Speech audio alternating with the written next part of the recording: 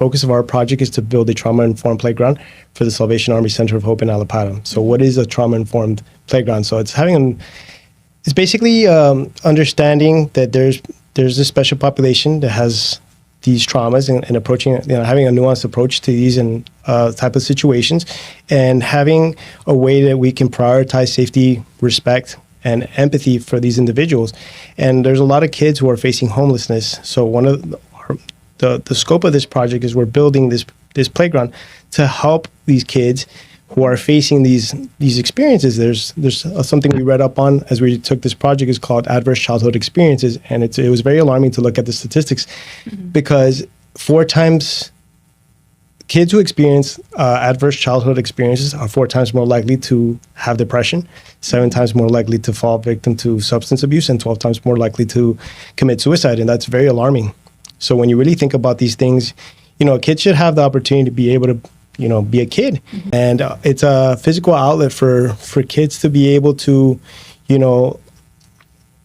improve long-term behavior outcomes. So essentially what you're creating is healthier, more resilient, stronger, happier kids. And when you look at other organizations, even FCC with Fútbol con Corazón, like they're very big on having kids go out and play because they understand the importance of having kids partake in physical activity, especially during their formative years. And you even have the NFL. The NFL has Play 60, so 60 minutes where kids can go out and just be kids. And it's a very important time in a kid's life that they need to be kids and just forget about what's going on in the world, especially if they're transitioning through homelessness. Yeah, and so, like you mentioned, they're going through all these things. The Salvation Army caters to these children that are exposed to these really terrible situations. I really would like to get a little bit more into, like, what some of the terms that you mentioned mean. Like, so you mentioned the trauma-informed playground and how, it helps with toxic stress and helping autonomy. But, like, how does this playground look different from like a standard playground? Because people think about playgrounds and they think slides and swings and normal things. So like what are the types of things that the playground would really provide to help reduce things like the toxic stress and really help them with their autonomy and kind of disconnect from the circumstances they might be facing? Well, when we did a site visit with Major Hogg and Caitlin Pounds, we saw that there was kids that were inside and they were not doing anything, and we're in a generation now where kids, all they do is doom scroll.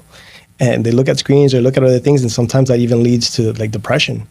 And so them not being able to go out there and reduce and increase endorphins and have like a time where they can just like let out frustrations, let out what's going on in the world.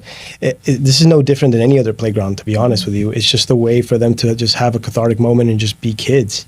I think it's just very important for them to not be, inside of a building all day long looking at 4 walls and have nothing else to do.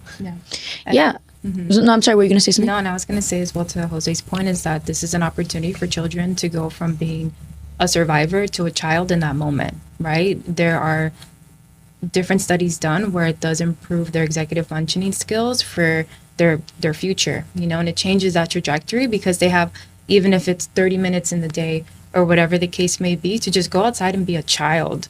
So I think, as a team, the impact there is not just right now with 100 days, but it's the long-term effect of, hey, this is something that can really help them grow into being a successful adult and sometimes just break that trauma in itself, or that's the hopes. But there's a lot that goes into it. And yeah, it's a playground like any other playground. But with, this population specifically, there's so many positive ripple effects that can come from it. So that's the hopes in the project and as a team.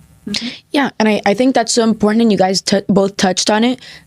Nowadays, kids, all they do is stay inside, they stay on the iPad. And unfortunately, with a lot of these people that are lower income, they can't really afford to leave work and take their kids to a park or a playground. Sometimes the tablet or the phone becomes the babysitter, because the parents really just need to get things done. And it's no hate to them, but it's just how our society has evolved currently.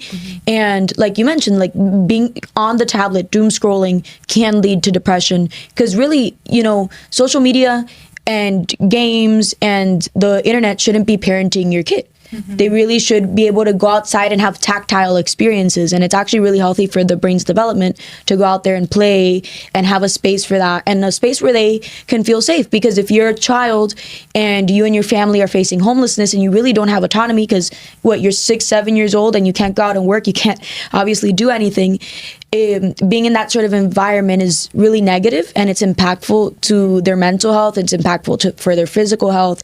And so giving them a safe space that they might not have access to via the Salvation Army and the creation of this playground really allows them to, like you said, just be kids. Yeah.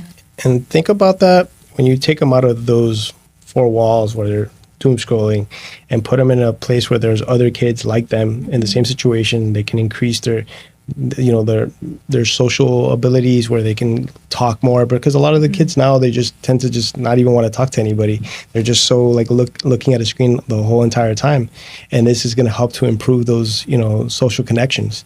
And a lot of that is very important because people connecting through text, through all these type of different platforms, they don't really have that face-to-face. I know that during COVID, a lot of people experienced that, and we saw how that impacted a lot of people, especially with their mental health. So having kids to be able to go outside and play with other kids, it's very important. Certainly. And so, like,